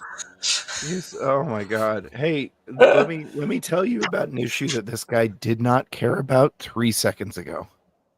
Exactly right. Exactly right. Hold on. Who's this guy supposed to represent? Is he right or left? Because He's a leftist. He's a leftist. That's trying to be a right-wing person, because that's the kind of argument that they think we make. Except for that, this is him scrabbling. She's Indian. He doesn't know how to handle it, and so that's the very first place his brain goes. Because the fact is, leftists are unconstrained racists. Yeah, yes, exactly right. Not an exaggeration. That's exactly right. That's the reason why they call us Nazis, is because they see it in themselves and they project it onto us. Wow. This is the reason why every time a leftist, like a black leftist who comes over to a Trump rally or something like that, they're so shocked at how nice the people in line are to them and welcoming and like, oh, you want a Coke or something? You know, it's like they're expecting us to be the stereotypes that all their leftist friends tell them we are. But in fact, nope. Yeah, we are not the racist you are. Let me, I got a couple of super chats here. Let me get these. Lance Corporal Veteran for $2. Guess we know who ordered the ordered USD money. What? Yeah, 100%. And then again for $2, left low lethality isn't lack isn't lack of trying, it's training. Well, I think that you're going to see more lethality coming up. We actually are going to show a story of an actual attack. So yeah. I just, before we move on, I want to say this was your hint that there's something wrong going on. Well, it's overindulgence in estrogen producing foods. But yes. In those sweatshops, Indian people, majority of them are low on the totem pole. They can't get good jobs. They can't learn. They can't be educated. So they Indian take people. jobs. He hates Indians. Calling their houses, pretending to be somebody else. Sorry. We're pretty much done with this. But yeah, bunch of scratch a leftist, find a racist. It's a reason that's a meme. Mm-hmm. Well, and then of course you go from people who just stand on the side of the road yelling about Teslas to, we've already passed this one. I think we go to 33-year-old Robert Atherton. That one. All right. This is a tweet from Matt Van Swole. I don't know who he is, but this is Matt the Van one Swole has been doing a lot of great work in North Carolina with the. I am with following the him. protests. Yeah. Mexican Ironman. Point of order, Scott. I am indeed a proud CFC racist, as I am the official CFC brown face of white nationalism and tortilla militia leader. This is true. But if you don't bring me tortillas when you come out here. Mike, you are a reformed leftist, so you bring along some of the traits, the indelible traits of a former leftist, which is your irrational hatred for not only yourself but other races. So I understand that. We embrace you no matter what, my brother, because Jesus loves you, so we got to try as well. All right. Let's look at this. So this goes a little harder, right, Joe? This goes from protesting Tesla to attacking people with Teslas. This one right here actually gets wild, and I have predicted this. I said this was going to happen, and here it is. All right, let's play the video. This is video from the victim's Tesla camera. It shows a green car pulling up to a Tesla on busy Route 66. Then swerving in front to box the Tesla in. The driver then walks over to the 61-year-old woman in the Tesla and reportedly starts hitting her while she's sitting behind the wheel. I'm just going to say this should have resulted in a failure to stop drill. And we can end it there. At one point, the woman says she bit the man's hand. Moments later, the passenger of the green car appears to walk over and pull the attacker away. They finally get back in their car and drive off. We spoke to the victim today, who said she was terrified and can't understand why anyone would do this. I was just stunned, and I wish that I would have had a gun.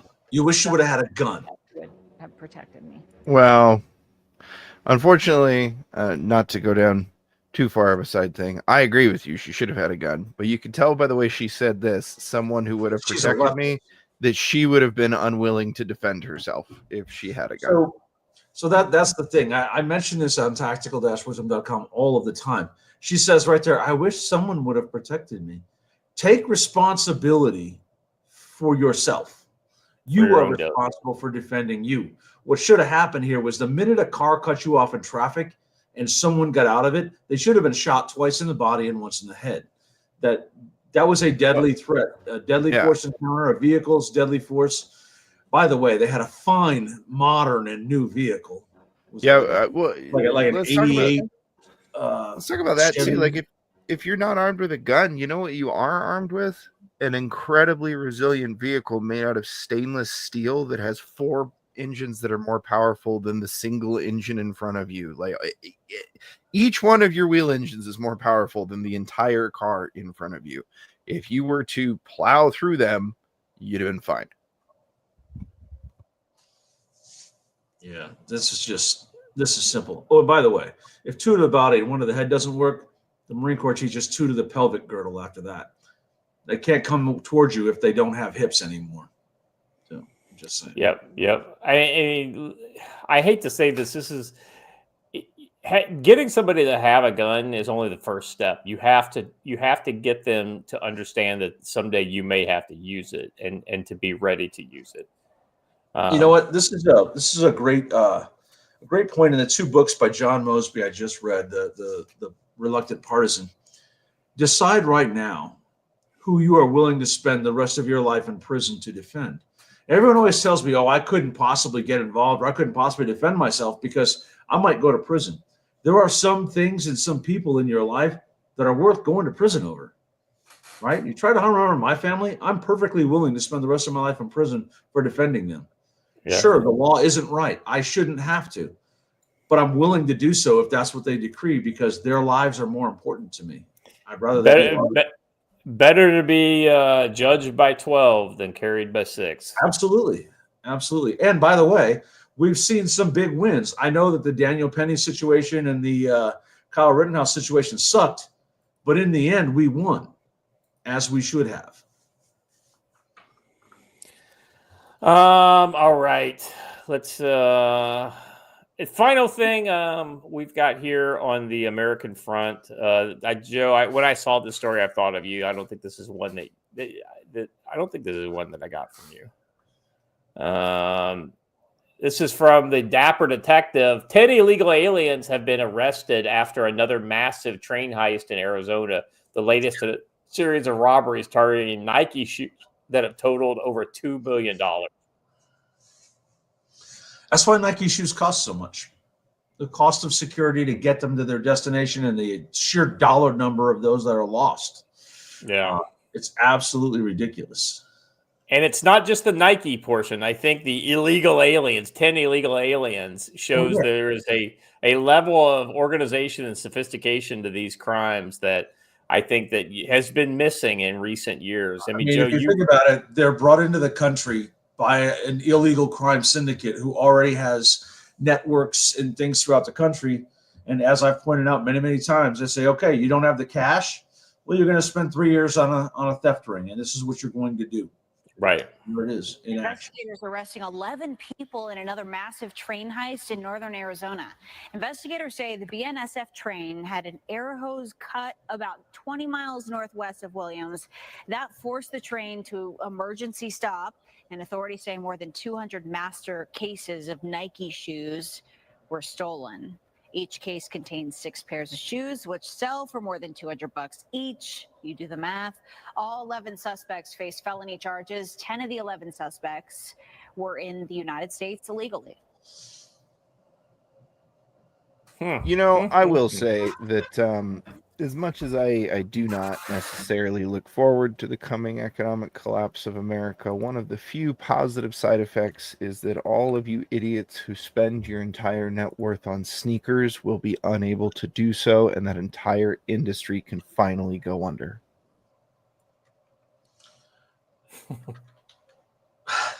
Right. But it says 11 were indicted and 10 were illegals. I guarantee you the 11th was a lawful permanent resident and not an illegal alien. They just can't call him an illegal alien. Yeah, right. It's exactly right. Now, PD. This is the obvious one. I'm sorry, but bro, did you never play Red Dead? Pretty simple. Inside somebody at the train station told him. Yeah. All right, let us move on, shall we? The next segment is Goodbye Europe, and this first one just kind of I'd like to think of this tweet as a agenda for this, attempting to ban AFD, attempting to jail Colin McGregor, attempting to jail Le Pen, and she is going to jail based on the news that I've seen.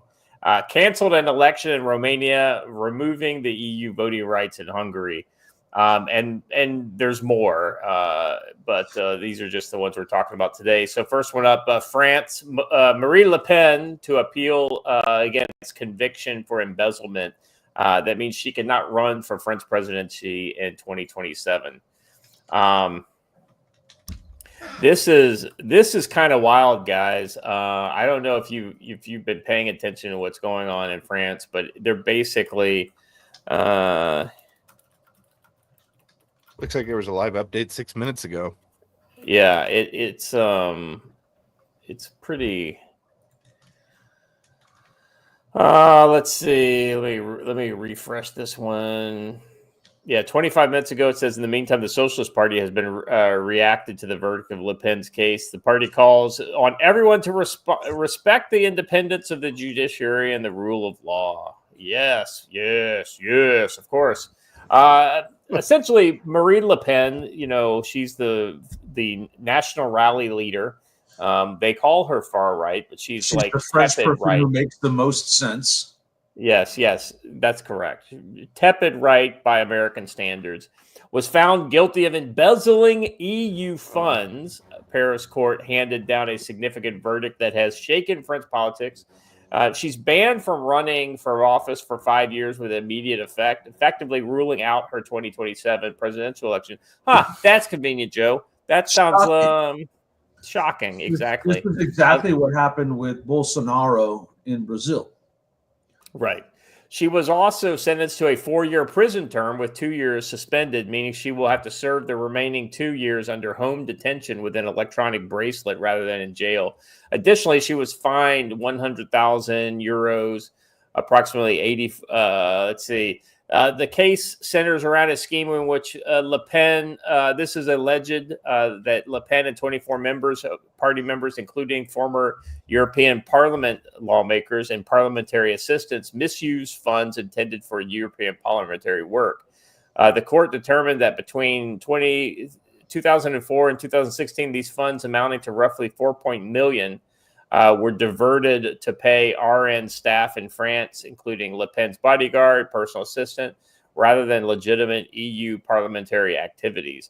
The presiding judge emphasized that Le Pen was at the heart of the organized system, describing it as a serious and lasting effect that on the rules of democratic life. This sounds absolutely like the kind of scheme that you could basically cook up to make somebody look bad by mixing funds or something along those lines.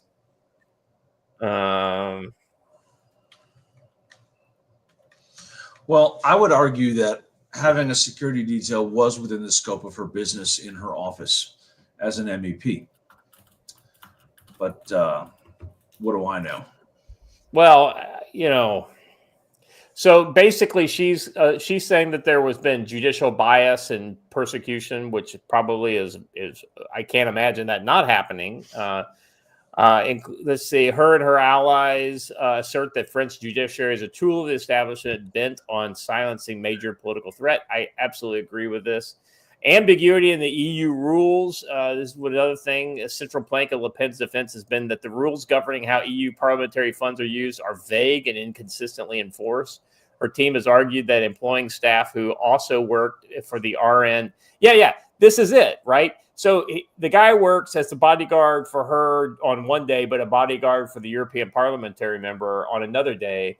And so they paid him with the EU funds, and then they say that they're paying for his time when he spends around Le Pen. That's not just this is classic obfuscation. It is. The guy is obviously like part of their sergeant in arms force who gets assigned to different people different days. Right. She's also arguing precedent and proportionality. Supporters highlight that other European politicians have faced similar accusations without severe penalties. They argue the 5-year ban from office and effective 2-year house arrest are disproportionate for what they describe as an administrative misstep, not a criminal conspiracy. And then beyond legal arguments, they've used these to rally their base to support them. Casting this as an assault on the people's will and an aim to galvanize supporters. Remember, it's only okay when the EU does it. Yeah, right. It's literally, they claim they're defending your democracy, but what they're doing is they're denying you your democracy. And I get it. We're not a democracy. That's not the argument I'm making. They're saying that they're all about democracy and letting you choose, but they're strategically removing the candidates you want from your ability to choose. That is denying you the opportunity for a democratic process. What did Lavrenti tell us, right? show me the man and I'll find you the crime.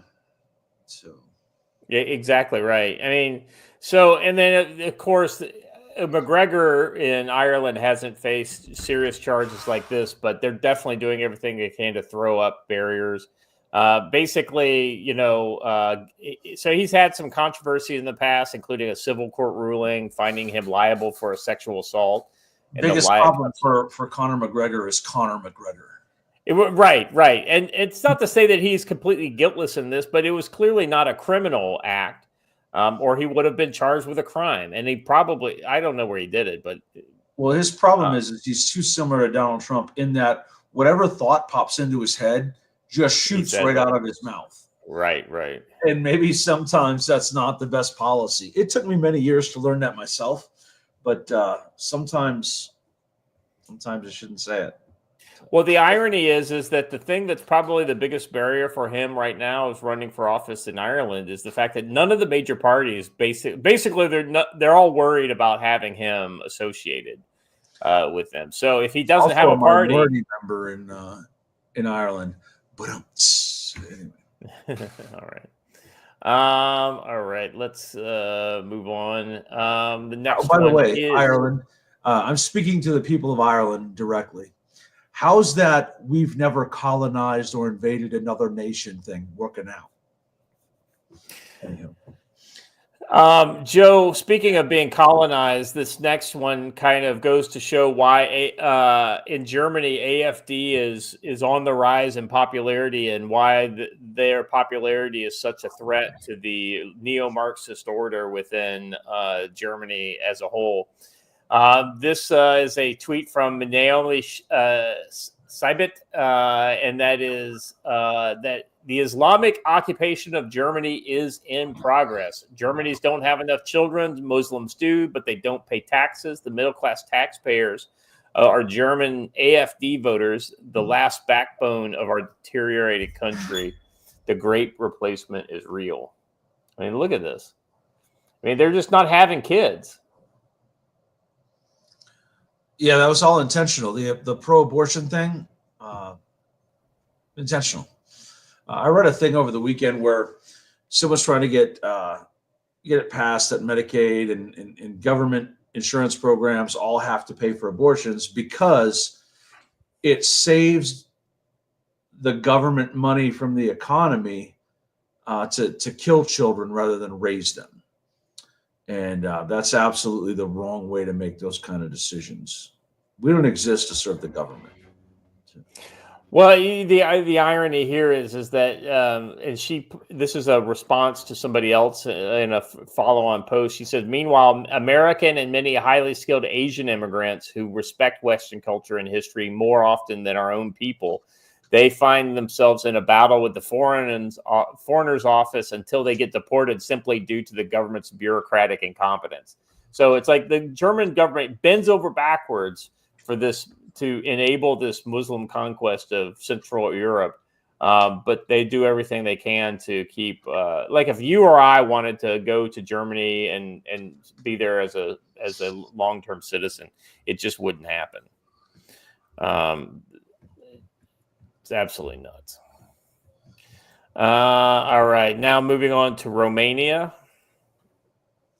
Thousands protest canceled Romanian election ahead of repeat vote. I mean, Joe, shocking. You mean the second election is going to have the same result as the first one? Say it ain't so. It almost like it was a real democracy in action, and they just didn't like it.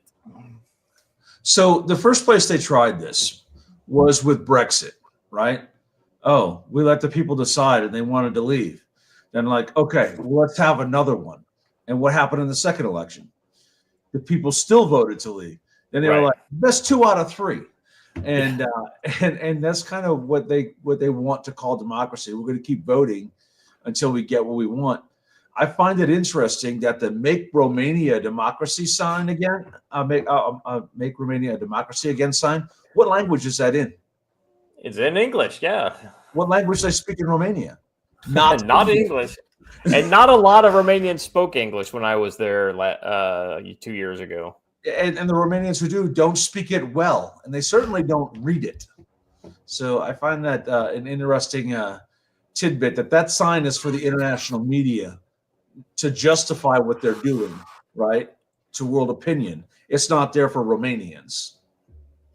The European Union and NATO member, which borders Ukraine, will repeat its second two-round presidential election on May 4th and 18th after the Constitutional Court voided the initial ballot in December following accusations of Russian meddling in favor of far-right, pro-Russian frontrunner Kalyan Georgescu. Earlier this month, the banned Georgescu from running again, and George Simeon, leader of Romania's second largest party, the Alliance for United Romanians, subsequently became the hard right's replacement candidate. Georgescu, who turned 63 on Wednesday, has not publicly commented since he was disqualified and has stopped short of outright endorsing Simeon. Opinion surveys released earlier this month of Simeon is posed to make it into the runoff on May 18th. Simeon's AUR organized Wednesday protest outside the government headquarters in downtown Bucharest, which saw several thousand people gather shouting freedom and thieves, waving flags and blowing vuvuzelas. I got the vuvuzelas, man. I swear to God, Joe. I know. All right. I know, right? This fake government should fall. It has cut democracy and sold the country. I will vote for George Simeon on in May. If a far-right candidate succeeds in swaying Georgescu's voters, it could determine whether another Central European country swings closer to Moscow besides Hungary and Slovakia. Yeah, I mean, I don't know what's so wrong with that, Joe. I mean, it sounds to me like this is what these people want. I mean, let them kind of have the government that they ask for, no? Yeah, I mean, I don't see why it's so impossible to just be like, okay, we held a vote and this is what they decided. Let's just move on. But hey, what do I know? Speaking of Hungary, the next story is about Hungary. And I thought this was an interesting headline, Joe. This is the Financial Times. It's time for the EU to solve its Orban problem. Will somebody rid me of this priest? You know, does that sound kind of familiar? Sounds familiar. This is interesting because the EU didn't mean giving up your sovereignty, allegedly. And that's what Orban has been saying from day one. Just because I'm in the EU doesn't mean I surrender my sovereignty. I still have to serve the people of Hungary. And the EU has a real problem with that. Yeah. Let's see. But I'll point out this article is written by someone named Mujtaba Rahman. So draw your own conclusion. Let me just kind of, I don't want to read the whole thing here. Hold up. The writer is managing director for Europe at Eurasia Group. Yeah. Huh. Interesting, right? And it's written in the Financial Times, which is read by exactly 7 people. So we're one of them. All right, hold on a second. All right, here we go. So here's the little summary of the article. The EU faces critical challenges with Hungary's Viktor Orban, whose alignment with Donald Trump and Putin threatens European unity and support of Ukraine. Trump's focus on normalizing ties with Russia and pivoting to China could lead U.S. disengagement from Europe, including Ukraine and possibly NATO, destabilizing the EU. Senior EU officials see the Ukraine war as existential. And see, this is what I never got, why they felt like that was an existential threat. I mean, Russia, let's be honest, Joe. Russia doesn't have the ass to take on all of Europe. Well, let's be honest, all of NATO. Nor do they have the desire. I agree. I totally agree. But even if they did have the desire, they couldn't do it without using nukes. Now, if the nukes get involved, then everybody's fucked. And when I say everybody, I do mean everybody. Let's see. Orban, emboldened by Trump's return, has vetoed EU decisions like summit conclusions on Ukraine, which could block sanctions against Russia or censure the $200 billion. Guys, it's almost like why did we give anybody a veto around here? Well, maybe you shouldn't have, this is what happens when you try to make believe something is something other than what it is. Both requiring unanimity. Orban's leverage extends to Ukraine's EU accession proceeds, but the EU has countermeasures. Hungary relies on $44 billion in EU funds, crucial for struggling economy, stagnant in 2024 with rising inflation and growing budget deficit. You know what? I think that because of this, Trump should drop all tariffs against Hungary. We shouldn't give them money, but we should do everything we can to help these guys out. Political pressure from the Titsa party adds to Orban's woes. The EU could withhold funds or repurpose $30 billion for defense, tying them to a strict conditions.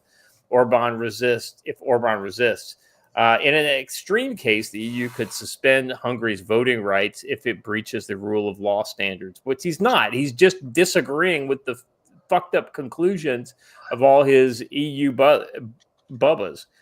If I was Hungary, I would leave the EU. Yes, absolutely. I would too.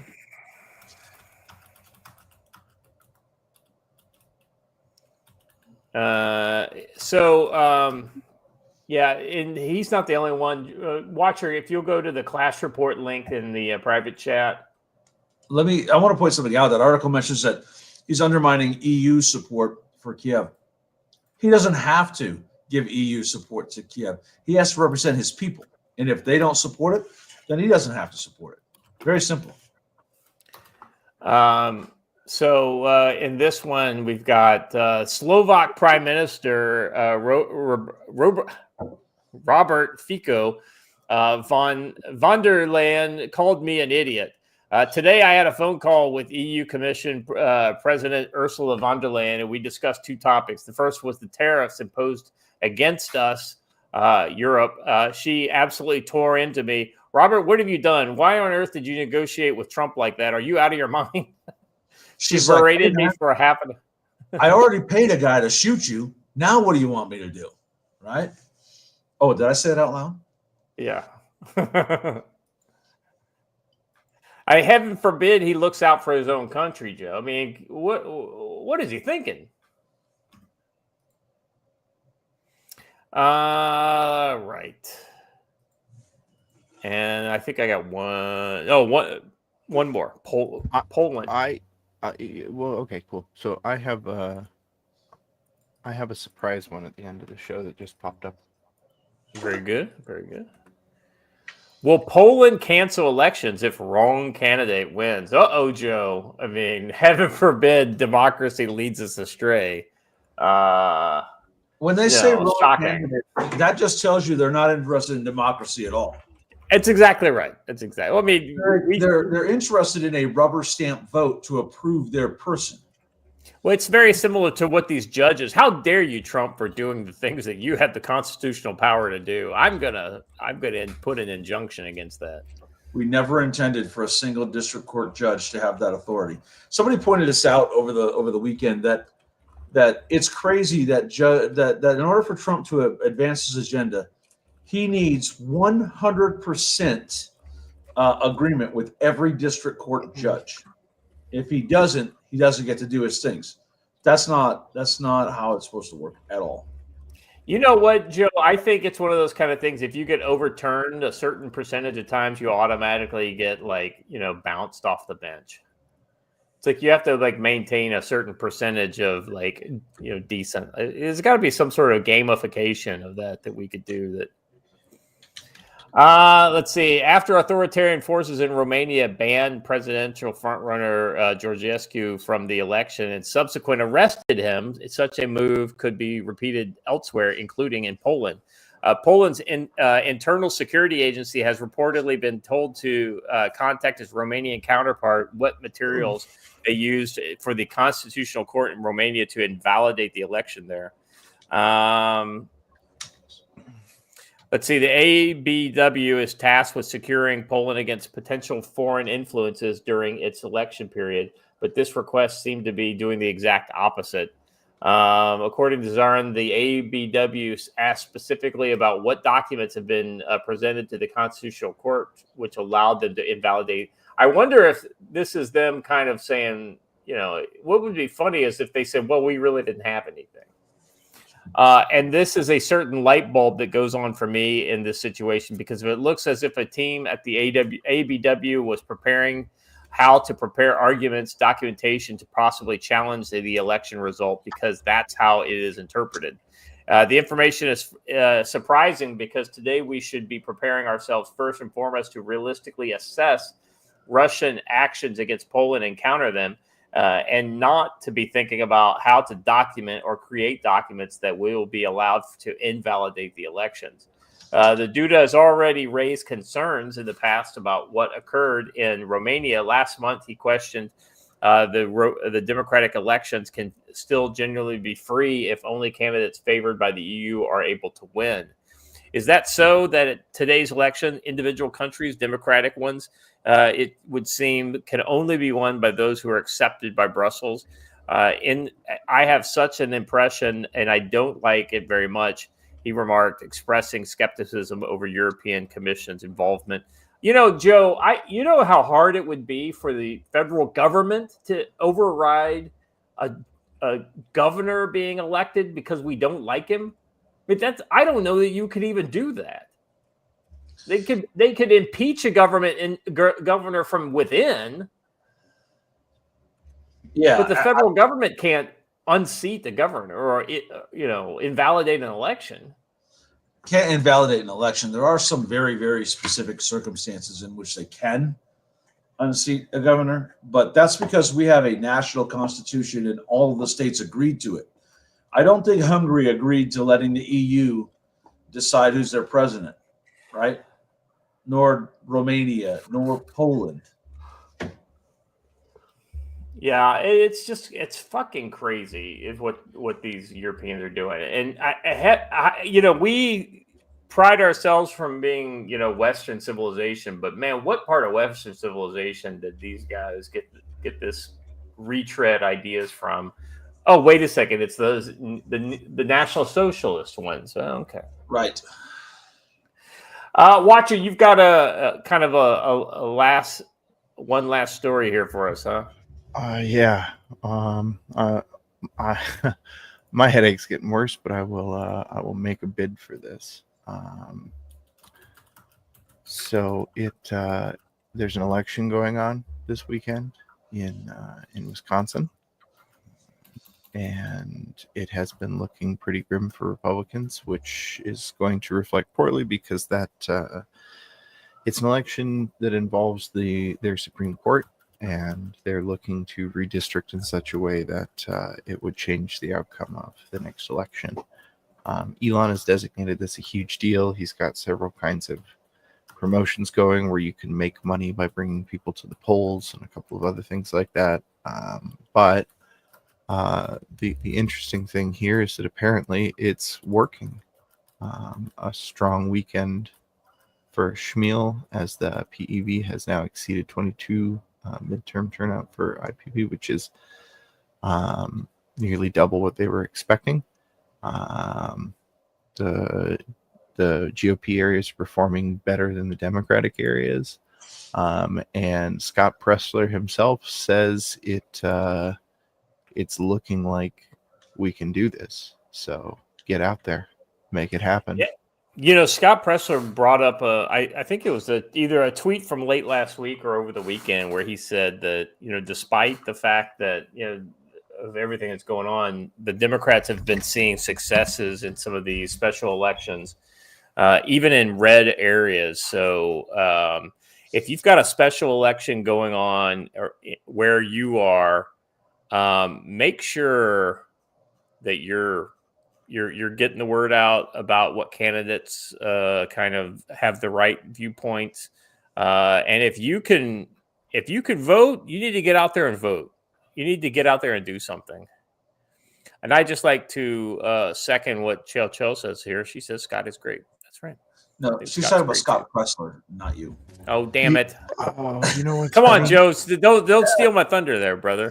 So I actually spent a couple of days with Scott Pressler. Fantastic kid. Really knows what he's doing and is really motivated and driven. And kudos to him. And I'll send him another case of Werner's ginger ale. He knows why. You know what's really funny, Joe? I didn't put 2 and 2 together until like just a few minutes before you said that. Hey, Watcher, I decided that I can help you with your problem. You need to put up a pollen-free zone sign outside your house, and then magically the pollen cannot come in. I'll do it. See, she thinks I'm great too. Look at that. No simping for Scott in the chat. All right, gents, that's all I got for the day. I thought this was a good one. You know, we hit on some various stuff. I mean, there's a lot going on in the world. I think it's important. I know some people get a little kind of roll their eyes a little bit when we cover these European topics, but you want to know how you get a war 2 years from now? It's the shit that's happening in Europe right now that potentially causes a war inside Europe.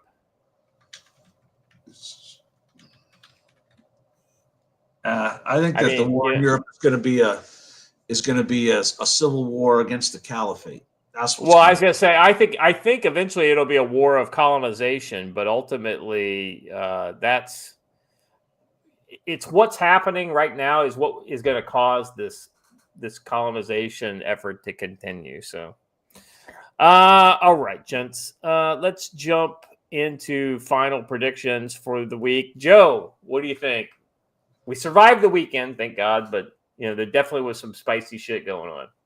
I think that we're going to continue all this violence escalate. We're going to end up having someone shot on either side in one of these Tesla vehicle confrontations or keying incidents or something like that, and that's gonna cause a big problem. I noticed that the international jihad didn't start like it was supposed to over the weekend. Maybe it will today as we celebrate the end of Ramadan. Interestingly, there were 3 vehicle attacks in Germany during Ramadan. We'll see what happens on the final day. I think that the big thing is to pay attention to your surroundings, know what's going on, and avoid the trouble before you get there. Don't go to a Tesla dealership. Don't hang around where bad people meet. And understand that your society is collapsing. Pay attention. Yeah, very good. Watcher? Just sir.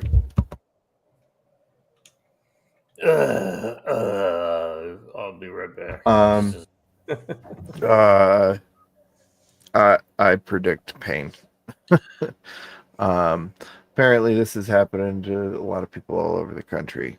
So Joy, I need to go take some pills for it. Yeah, sorry, my brain's not working. All right. Well, yeah, I feel you, brother. And for my piece here at the end, I'm going to share a clip of the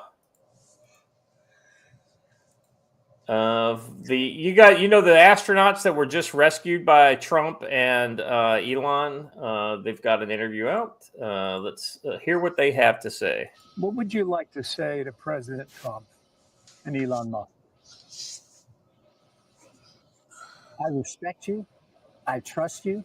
You've given me no reason not to trust you, either one of them. What they say, I can't say what they say. I haven't lived that. But I have no reason not to believe anything they say because they've earned my trust. And for that, I am grateful that our national leaders actually are coming in and taking part in our human spaceflight program, which we see is hugely important global significance. And they take an active role. And based on the past and what we Wait a second. You mean the leaders in the past didn't have an active role in human spaceflight? I think one, it's ridiculous to expect these people to weigh in on political matters, and two, I think it's ridiculous for these people to weigh in on political matters. And I think he's doing it well though from his limited standpoint.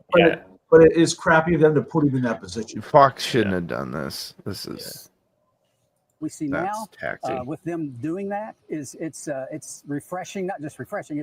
It's empowering. It's strengthening for our nation. I think it's a good thing for our nation when the national leaders, especially something that has high visibility, are involved in the process. And I'm grateful for that. Some of you out there seem to not realize part of the danger here. Look, man, if anybody comes out too strongly one way or the other in such a polarized environment, you risk scrapping NASA the next time somebody, like if he comes out super Donald Trump, that people risk scrapping NASA the next time the leftists are anywhere near the power buttons. It's one of the many reasons you don't screw around when you're in uniform like this. I believe that both of them are retired from the Navy, I think. Yeah, Navy. They're both naval aviators, if I remember correctly.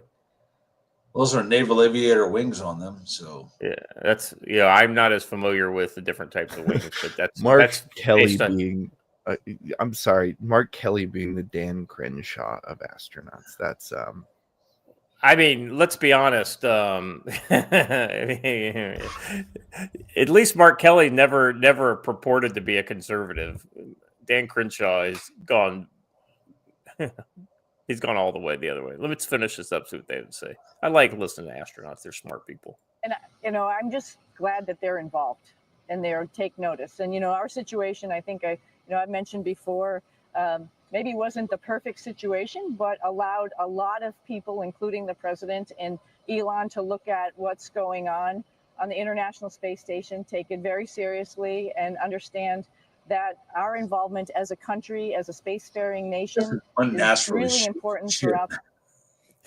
I'm glad you said it, not me, man. I definitely noticed that. Yeah.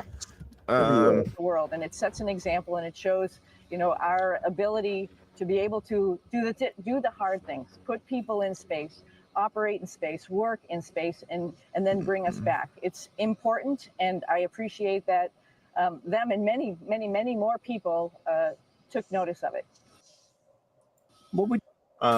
Marlene says that NASA's full of lefties. Her daughter-in-law works there. Yeah, unsurprising. I've heard that in the past. Many people have said that NASA was reluctant to speak up, but wanted to say something because Donald Trump was better to the space program than any president had ever been. And it sounds like the lefties won out on that.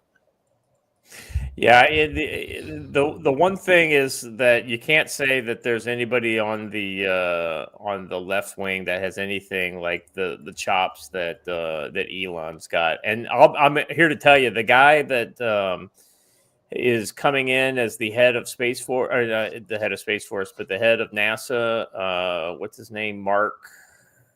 Anyway, he was one of the civilian human space flights people who went up in the Dragon Castle. He did the first commercial spacewalk, and so he's a legit astronaut that's coming in to run NASA. And he's very tight with Elon. So I feel like to think that any of the old school defense contractors have any fucking idea what they're doing in the current age of space exploration, it's just absolutely crazy. Like Germany just tried to launch their first private rocket over the weekend, and it of course crashed back to Earth, exploding. Because this rocket shit is hard, man.